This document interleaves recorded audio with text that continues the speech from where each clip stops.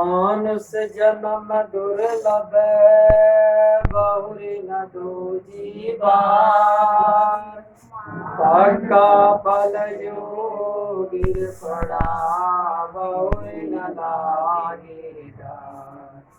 मानुष तेरा गुण बड़ा मास न आवे काज। आड़ न होते आभरण त्वचा न भाजन भाज। बोलो सद्गुरुदेव की जय। मनुष्य जन्म अनमोल रे तो माटी में नारोल रे तो माटी में नारोल रे। अब तो मिला है फिर न मिलेगा कभी नहीं कभी नहीं कभी नहीं रे। अब तो मिला है फिर न मिलेगा कभी नहीं कभी नहीं कभी नहीं रे। मनुष्य जन्म अनमोल रे तो माटी में नारोल रे तो माटी में नारोल रे। अब तो मिला है फिर न मिलेगा कभी नहीं कभी नहीं कभी नहीं रे। तो सत्संगत में जाया कर तो सत्संगत में जाया करे। गीत गुरु के गाया करे गीत गुरु के गाया कर। शाम सवेरे उठ कर बांधे ध्यान गुरु का लगाया कर। शाम सवेरे उठ कर बांधे ध्यान गुरु का लगाया। ना लगता कछु मोल रे ना लगता कछु मोल रे तो माटी में नारोल रे तो माटी में नारोल रे। अब तो मिला है फिर न मिलेगा कभी नहीं कभी नहीं कभी नहीं रे। यह मतलब का संसार है यह मतलब का संसार है। नहीं इसका इतबार है नहीं इसका इतबार है। समल समल कर चलना बांधे फूल नहीं अंगार। समल समल कर चलना बांधे फूल नहीं अंगार। तो मन की आंखें खोल रे तो मन की आंखें खोल रे तो माटी में नारोल रे तो माटी में नारोल रे। अब तो मिला फिर न मिलेगा कभी नहीं कभी नहीं कभी नहीं रे। क्या बुध बुदा है पानी का यह बुध बुदा है पानी का तो मत कर गर्भ जवानी का तो मत कर गर्भ जवानी का। नेक कमाए कर ले बांधे पता नहीं जिंदगानी का। नेक कमाए कर ले बांधे पता नहीं जिंदगानी का, तो मन की आंखें खोल रे, तो मन की आंख खोल रे, तो माटी में नारोल रे। अब तो मिला फिर न मिलेगा, कभी नहीं कभी नहीं कभी नहीं रे। ये सदगुरु सिर मोर, ये सदगुरु सिर मोर, ये ज्ञान के भंडार, ये ज्ञान के भंडार। जो कोई इनकी शरण में आवे, वही भाव से पार है। जो कोई इनकी शरण में आवे, वही भाव से पार है। गुरु के चरण निज धाम रे, गुरु के चरण निज धाम, तो माटी में नारोल रे। अब तो मिला है फिर न मिलेगा, कभी नहीं कभी नहीं कभी नहीं रे। मनुष्य जन्म अनमोल रे, तो माटी में नारोल रे। अब तो मिला है फिर न मिलेगा, कभी नहीं कभी नहीं कभी नहीं रे। गुरु सदगुरुदेव की जय, गुरु कबीर साहेब की जय।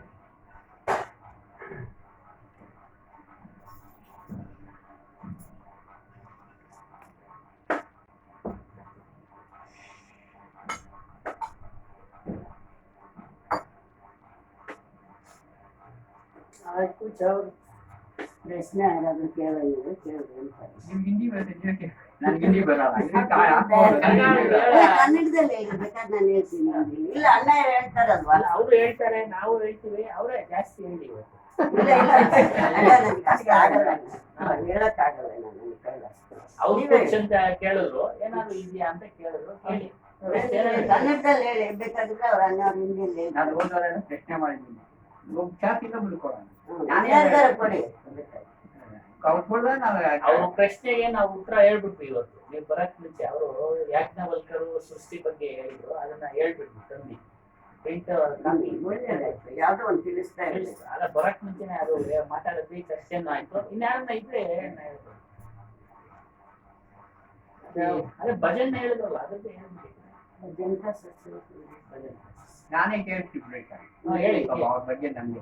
ಈಗ ನಮ್ದು ನಿಮ್ಗೆ ಕೇಳ್ತೀನಿ, ಅದನ್ನ ಬೇರೆ ಟ್ರಾನ್ಸ್ಫರ್ ಹೇಳಿ. ನೀವು ಒಂದು 2 ನದಿಗಳ ಹಿಂದೆ ಒಂದು ಇದೆ, ಮನ ಇರುವ ಮನುಷ್ಯಾನಾಂ ಪ್ರಾಣಂ ಬಂಧ ಮುಖ್ಯೋ ಬಂಧಾಯ ವಿಚಾರ ಮುಖ್ಯ ನಿರ್ವಿಷರ್ಮಣ.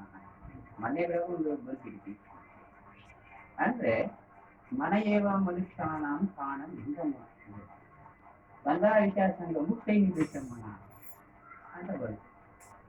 ಆದ್ರೆ ಮೋಕ್ಷ ಅನ್ನೋದೇನು ಅಂದ್ರೆ ಬಿಡುಗಡೆ. ಮೋಕ್ಷ ಅನ್ನೋದು ಬಿಡುಗಡೆ. ಮುಕ್ತಿ, ಮೋಕ್ಷ, ಅಪವರ್ಗ, ನಿರ್ಮಾಣ ಎಲ್ಲವೂ ಒಂದೇ. ನಾವು ಆ ಅನ್ಸೋದಕ್ಕೆ ಆ ಪದ ನಾವು ಉಪಯೋಗ ಮಾಡ್ಕೊಳ್ತೀವಿ. ಮುಕ್ತಿ ಅಂದಾಗ ಒಂದು ಪದ ನಾವು ಉಪಯೋಗ, ಮೋಕ್ಷ ಅಂದಾಗ ಒಂದ್ ಕಡೆ ಉಪಯೋಗ ಮಾಡ್ತೀವಿ. ಆದ್ರೆ ಈ ಮುಕ್ತಿ ಮೋಕ್ಷ ಅಂತ ನಾವು ಹೇಳ್ತಾ ಇದ್ದೀವಿ, ಇದು ಶರೀರಕ್ಕೆ ಮೋಕ್ಷ ಅಪೇಕ್ಷಿಸುತ್ತದೋ ಅಥವಾ ಇಂದ್ರಿಯಗಳು ಮೋಕ್ಷವನ್ನು ಅಪೇಕ್ಷಿಸುತ್ತ, ಮನಸ್ಸು ಮೋಕ್ಷವನ್ನು ಅಪೇಕ್ಷಿಸ, ಯಾವುದು ಮೋಕ್ಷವನ್ನು ಅಪೇಕ್ಷಿಸುತ್ತೆ? ಶರೀರನ ಜಡನೆ, ಮನಸ್ಸು ಜಡನೆ. ಆಯ್ತಾ? ಜೀವನಿಗೆ ಮುಕ್ತಿ ಬೇಕು, ಶರೀರದಲ್ಲಿರುವಂಥ ಜೀವನಿಗೆ ಮುಕ್ತಿ ಬೇಕು. ಅವನು ಮತ್ತೆ ತಿರುಗಿ ಗರ್ಭಕ್ಕೆ ಬರಬಾರ್ದು. ಗರ್ಭಕ್ಕೆ ಬರ್ತಾ ಇರೋದೇ ಮುಕ್ತಿ. ಎಲ್ಲವನ್ನು ಬಿಡಿಸ್ಕೊಂಡು ನಮ್ಮಲ್ಲಿರುವಂಥದ್ದು ಹೇಳಿ. साहब जी वो पूछ रहा है, वो मोक्ष का अर्थ वो शरीर का चाहिए, मन को चाहिए, तन को मोक्ष चाहिए, इंद्रिय को मोक्ष चाहिए, किसको मोक्ष चाहिए करके पूछ रहा है साहब जी।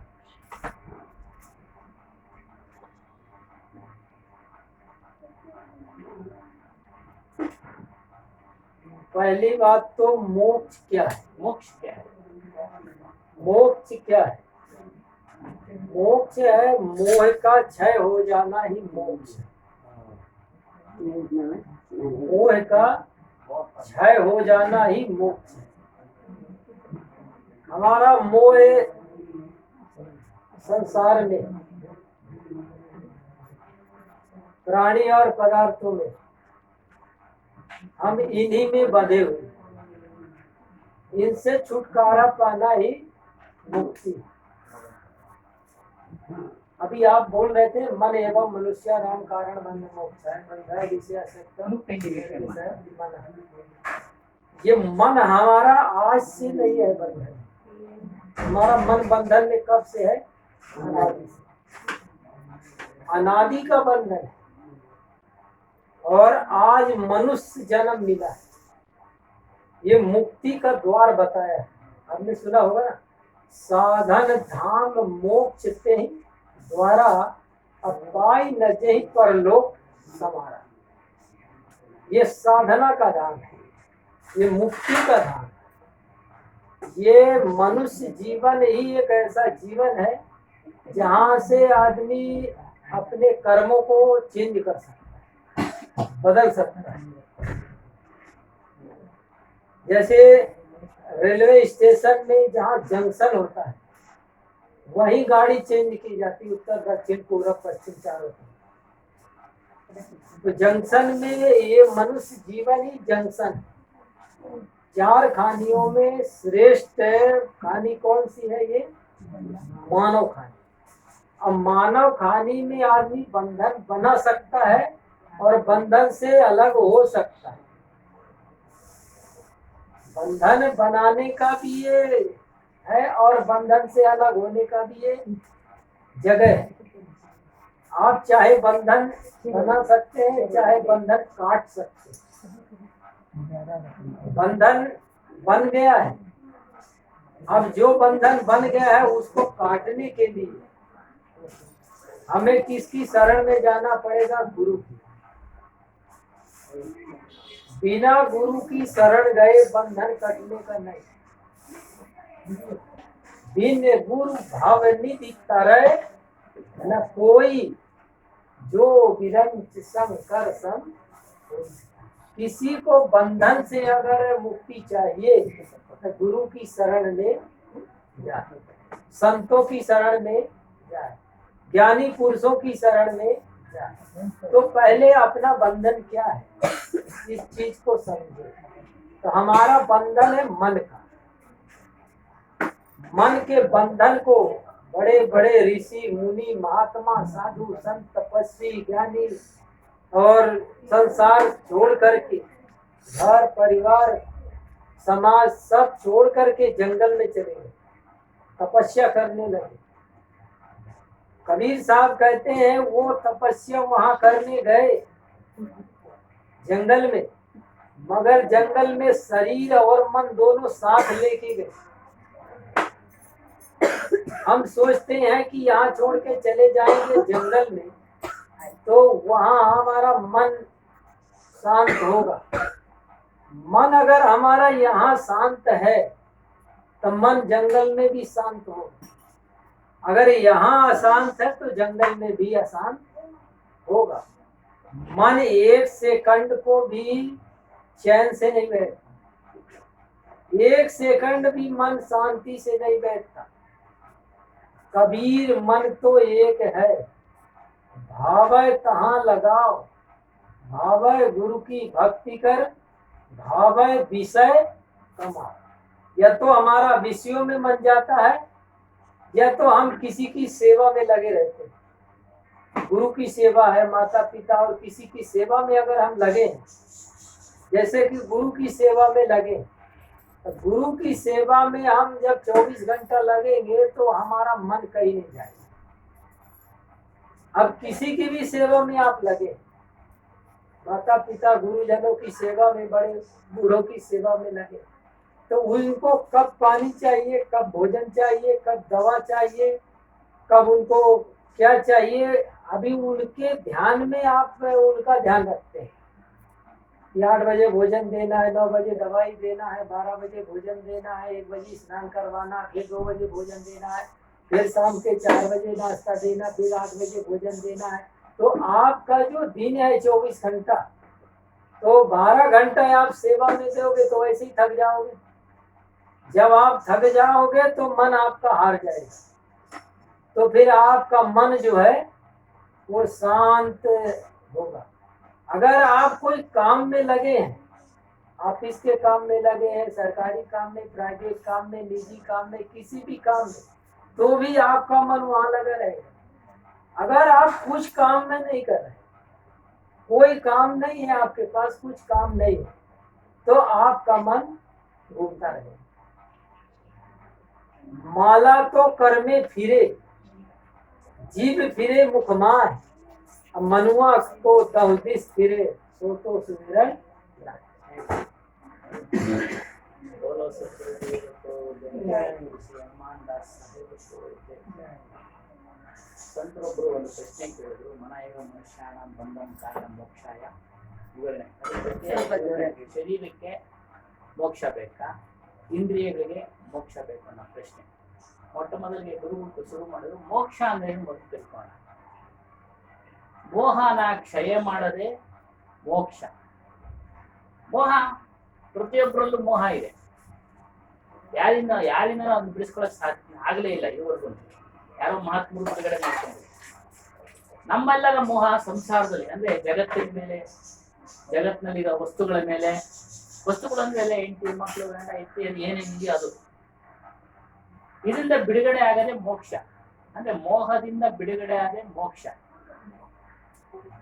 ಅಮ್ಮ ಮೋಹ ಯಾವುದ್ರಲ್ಲಿ ಎಲ್ಲಿ ಉತ್ಪತ್ತಿ ಆಗುತ್ತೆ? ಮನಸ್ಸಿನಲ್ಲಿ ಉತ್ಪತ್ತಿ ಆಗುತ್ತೆ.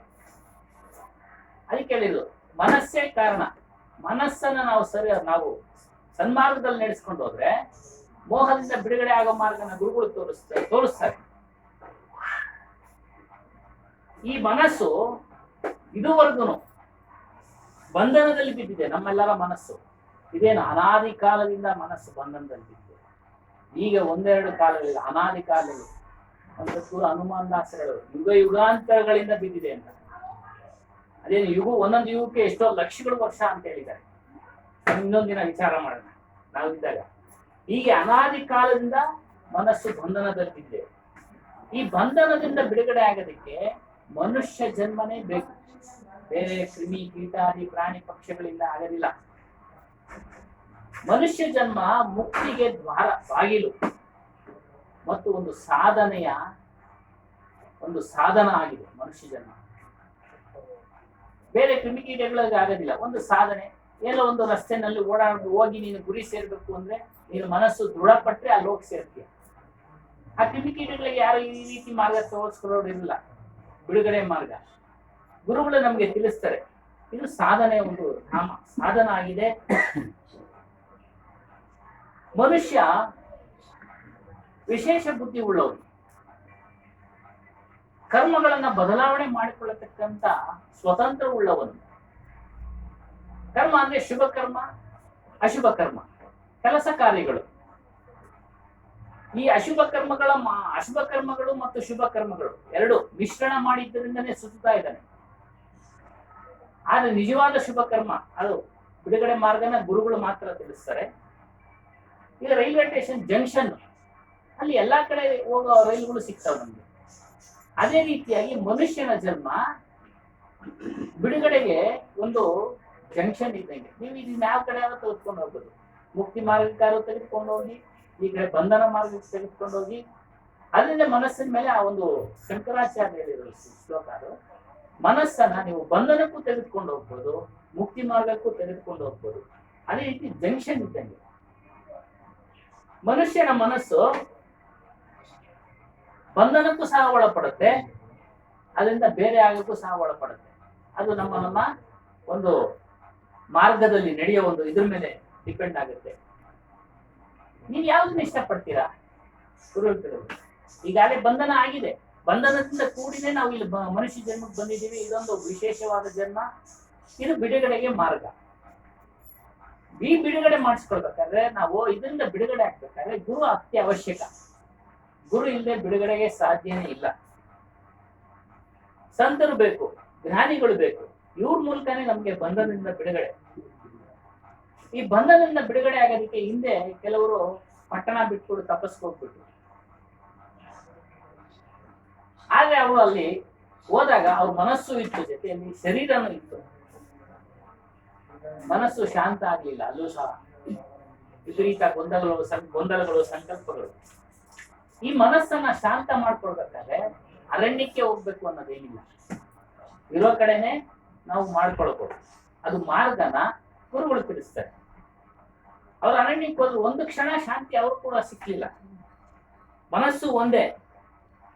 ಮನಸ್ಸನ್ನ ನಾವು ಯಾವ ರೀತಿ ತೆಗೆದುಕೊಂಡು ಹೋಗ್ಬೇಕು ಅಂದ್ರೆ ಗುರು ಸೇವೆ, ಹಿರಿಯರ ಸೇವೆ, ಇವುಗಳಲ್ಲಿ ತೊಡಗಿಸ್ಕೊಳ್ಬೇಕು. ಇವಾಗ ಉದಾಹರಣೆ ಹಿರಿಯರ ಸೇವೆಗೆ ನಾವು ಮಾಡ್ಬೇಕಾದ್ರೆ ನಾವು ಟೈಮ್ ಪ್ರಕಾರ ಟೈಮ್ ನೋಡ್ತೀವಿ. ಅವ್ರಿಗೆ ಇಷ್ಟು ಗಂಟೆಗೆ ಊಟ ಕೊಡ್ಬೇಕು, ಇಷ್ಟು ಗಂಟೆಗೆ ಮಾತ್ರೆ ಕೊಡ್ಬೇಕು, ಔಷಧಿ ಕೊಡ್ಬೇಕು. ಆಗ ನಿಮ್ಮ ಮನಸ್ಸು ಅದರಲ್ಲಿ ತೊಡಗಿಸ್ಕೊಳ್ತು. ಅದೇ 12 ಗಂಟೆ ಆಗೋಯ್ತು, ಮನಸ್ಸು ಸೋಲುತ್ತೆ, ನಾವು ಕೂಡ ರೆಸ್ಟ್ ಹೋಗ್ಬಿಡ್ತೀವಿ. ಕೆಲಸ ಮನಸ್ಸಿಗೆ ಕೆಲಸ ಕೊಡ್ಬೇಕು. ಸತ್ಕರ್ಮದ ಕೆಲಸನ ಕೊಡಿ. ಸತ್ಕರ್ಮದ ಕೆಲಸ ಕೊಟ್ರೆ ನಿಮ್ಗೆ ಒಳ್ಳೆಯ ರಿಸಲ್ಟ್. ದುಷ್ಕರ್ಮದ ಕೆಲಸ ಕೊಟ್ರೆ ಅದು ಪರಿಣಾಮ ಬೇರೆ. ಅದಕ್ಕೆ ಹೇಳ್ತಾರೆ, ಮನಸ್ಸು ಯಾರು ಕೆಲಸ ಕೊಡ್ಲಿಲ್ವೋ ಒಂದು ದೆವ್ವದ ಮನೆ ಇದ್ದಂಗೆ. ಅದರಿಂದ ಅದಕ್ಕೆ ನೀವು ಸತ್ಕರ್ಮದ ಕೆಲಸ ಕೊಡಿ. ಇಲ್ಲ ಅಂದ್ರೆ ಸುತ್ತುತ್ತಾ ಇರುತ್ತೆ ಮನಸ್ಸು. ಈಗ ನೋಡಿ, ನಾವು ರಿಟೈರ್ಡ್ ಆಗ್ಬಿಟ್ಟಿದ್ದೀವಿ. ನಮ್ಮ ಉದಾಹರಣೆ, ರಿಟೈರ್ಡ್ ಆಗ್ತೀವಿ, ಓದ್ತಾ ಇರ್ಬೇಕು. ಇಲ್ಲ ಅಂದ್ರೆ ಮನಸ್ಸು ಎಲ್ಲ ಕರ್ಕೊಂಡು ಹೋಗುತ್ತೆ. ಸಾಕಾದ್ರೆ ಮಲಗ್ತೀವಿ. ಹೀಗೆ ರಿಟೈರ್ಡ್ ಆದವ್ರಿಗೆ ಅದರ ಅನುಭವ ಗೊತ್ತಾಗುತ್ತೆ. ಉದಾಹರಣೆಗೆ ಕೆಲವರೆಲ್ಲ ಯಾವ್ಯಾವ ಕ್ಲಬ್ಗಳಿಗೆ ಸೇರ್ಕೊಂಡ್ಬಿಡ್ತಾರೆ. ಅದ್ರ ಪರಿಣಾಮ ಏನಾಗುತ್ತೆ ಅಂದ್ರೆ ನಷ್ಟ ಆಗ್ತಾನೆ ಮನುಷ್ಯ. ದುಡ್ಡಿನಿಂದ ನಷ್ಟ ಆಗ್ತಾನೆ, ಮನಸ್ಸನ್ನ ಕೆಡಿಸ್ಕೊಳ್ತಾನೆ, ಸೋಲ್ ಪಡ್ತಾನೆ. ಯಾವಲ್ಲಿ ಹೀಗೆ ಇರೋದಿಲ್ಲ, ಗೆಲುವು ಅನ್ನೋದೇ ಇರೋದಿಲ್ಲ. ಹಾಗಾಗಿ ಮನಸ್ಸಿಗೆ ನೀವು ಸತ್ಕರ್ಮದ ಕೆಲಸ ಕೊಡಿ ಅನ್ನೋ ಒಂದು ವಿಚಾರ ತಿಳಿಸ್ತಾ ಇದ್ದಾರೆ ಸಾಧ್ಯ. आदमी का मन एक रस नहीं रहता। मन हमारा चंचल होता है। ये चंचल मन को स्थिर करने के लिए, चंचल मन को कुछ न कुछ काम चाहिए। या तो गुरु की भक्ति करे, या किसी की सेवा करे, या किसी कार्य में लगे। कहते हैं खाली दिमाग जो होता है ना, वो शैतान का काम करता है। खाली मन शैतान का काम करता है। तो ये मन से कुछ न कुछ काम है। मन को बांध के रखो। हमारा मन बंधा रहेगा तो संसार में भागेगा। अगर बंधा नहीं है, किसी कार्य में नहीं है, तो मन चंचल होगा। तो चंचल मन को स्थिर करने के लिए साधन, चंचल मन को साधो। अब साधना कैसे है? अब इसको कुछ न कुछ काम होगा। अगर आप इसको काम में लगाए हैं, किसी की सेवा में लगाए हैं, तो ये मन बराबर काम करेगा। तो बंधन और मोक्ष का कारण है क्या है? हमारा मन। तो मन को हम समझे। कबीर साहब ने कहा है, ता मन को चीनो मोरे भाई, तन छूटे मन कहाँ समाई। इस मन को पहचानो। मन पकड़ में नहीं आता है, इतना चंचल है।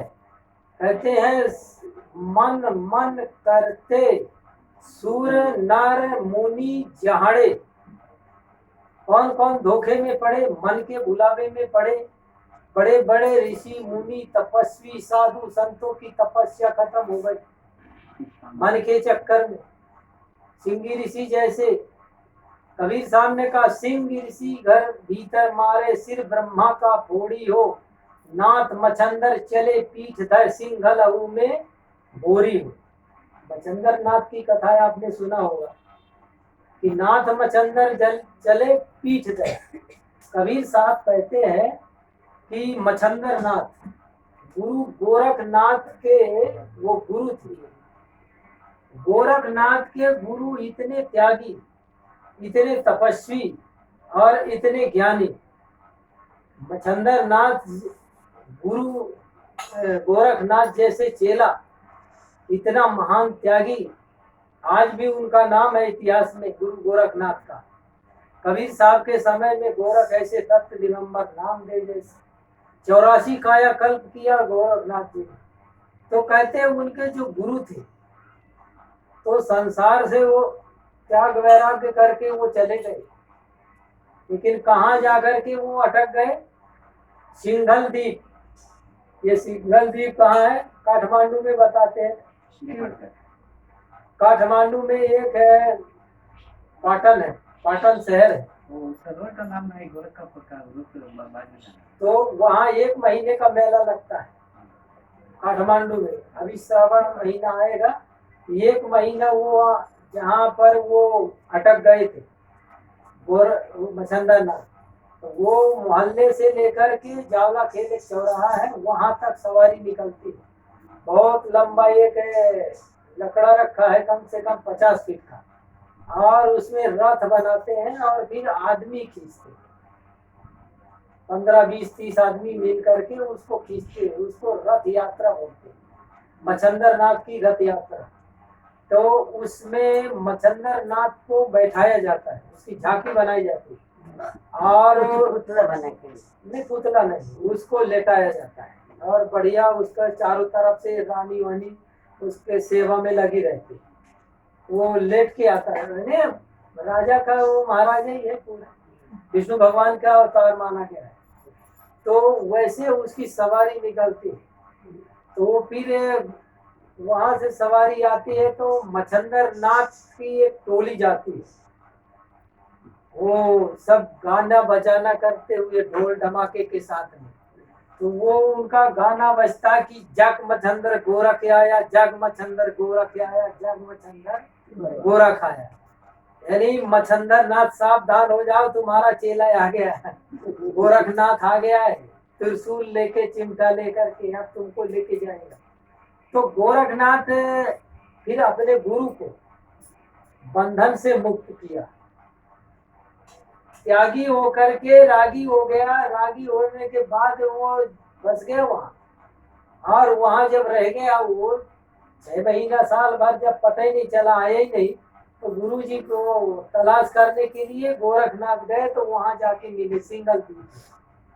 तो कबीर साहब कहते नाथ मच्छंदर चले पीठ दे सिंघल में बोली। संसार को इधर पीठ दे के चले गए कि हम तो ज्ञानी है, त्यागी है, हम जंगल में, और वहां जंगल में जाकर के फंस गए। तो गोरखनाथ फिर उसको जाल से छुड़ाया, वो बंधन में फंस गया, संसार में फंस गया, तो उसको फिर जगह उसको छुड़ा करके फिर मच्छंदर गुरु को अपने ले गया। तब ऐसे चेला ऐसा सबल हो तो गुरु को छुड़ा दे, वैसा काम तो गुरु का है चेले को छुड़ाने का, लेकिन यहाँ क्या हो गया, उल्टा हो गया। गुरु फंस गया तो उसको चेले ने मुक्त किया। तो ग्राही गुरु, तो ऐसे ग्राही गुरु हो गए, इसलिए त्यागी गुरु को छोड़ना पड़ा। संसार के बंधन से अगर बचना है तो हमें किसी भी त्यागी पुरुष का संग करना पड़ेगा। त्यागी जिनके जीवन में कोई किसी प्रकार का राग ना, त्यागमय जीवन, कोई राग रंग नहीं, ना काहू से दोस्ती, ना काहू से बैर। सदगुरु कबीर साहब क्या कहते हैं, कबीर खड़ा बाजार में चाहे सबकी खैर, ना काहू से दोस्ती और ना काहू से बैर। साधु की ना किसी से दोस्ती होनी चाहिए और ना किसी से दुश्मनी होनी चाहिए। साधु की दोस्ती होगी तो बंधन बढ़ेगा, दुश्मनी होगी राग बढ़ेगा, देश बढ़ेगा, ईर्षा बढ़ेगी तो भी बंधन बढ़ेगा। राग और दोष दोनों बंधन है। आदमी के बंधन कितने हैं? 2। मन मरे न माया मरे, मर मर जात शरीर, आशा तृष्णा ना मरे, कह गए साहेब कबीर। सदगुरु कबीर साहब कहते आशा और तृष्णा ये दो नहीं मरती, बाकी ये शरीर 1000 बार मरता है, 1000 बार जन्मता, पुनर्जन्म पुनर्मरना। तो जन्मना और मरना इसका जारी रहता है, लेकिन ऐसा कोई व्यक्ति मर के नहीं जाता कि बहुरी न मरना हो। ऐसा हो के ना मुआ जो बहुरी न मरना हो। ऐसा हो के कोई मर के जाता ही नहीं कि लौट के फिर न आए। ये मर जाता है फिर मर के आता है, इसलिए इसको कहा है मरजीवा। कभी सामने क्या कहा? मरजीवा। हे मरजीवा अमृत पीवा, क्या धस मरसी पतार, गुरु की दया साधु की संगत निकर याओ यही द्वार है आने का और यही द्वार है जाने का। तो ये द्वार कौन सा है? मनुष्य जन्म। ये साधना का धाम है। इस जन्म में आप मुक्त भी हो सकते हैं, बंधन में भी पड़ सकते हैं। तो मुक्त होने के लिए मोह का क्षय करना पड़ेगा। जहां जहां हमने मोह बनाया है, जहां भी मोह बना है, चाहे प्राणी में मोह हो चाहे पदार्थ में हो। अब साधु सन्यासियों का संसार से तो प्रेम हट जाता है, मगर कोई गोल्डन बाबा बनता है, कोई गोल्डन बाबा बनता है, कोई आयरन बाबा बनता है, तो कोई जल में बैठ करके जल समाधि में करके पायलट बाबा बनता है। यानी दुनिया में एक से एक बंधन बनाने वाले इधर त्यागी कहलाते हैं। घोड़ा घोड़ी कीन बटोरा, गांव पाए जस चले करोरा। और हाथी घोड़ा पालते और सोने चांदी का सिंहासन न जाने क्या क्या। इधर त्यागी कहलाते हैं, उधर एड़ी से चोटी तक सोने से श्रृंगार, आभूषण, इतना आभूषण। त्यागी को आभूषण की क्या जरूरत है? त्यागी पुरुष को कोई गहने की क्या जरूरत है? त्यागी पुरुष को कोई तीर तलवार रखने की क्या जरूरत है? अस्त्र शस्त्र रखने की क्या जरूरत है? कट्टा पिस्ता बंदूक पिस्तौल ये गोले बारूद रखने की क्या जरूरत है? त्यागी का को मित्र, त्यागी न किसी का मित्र होता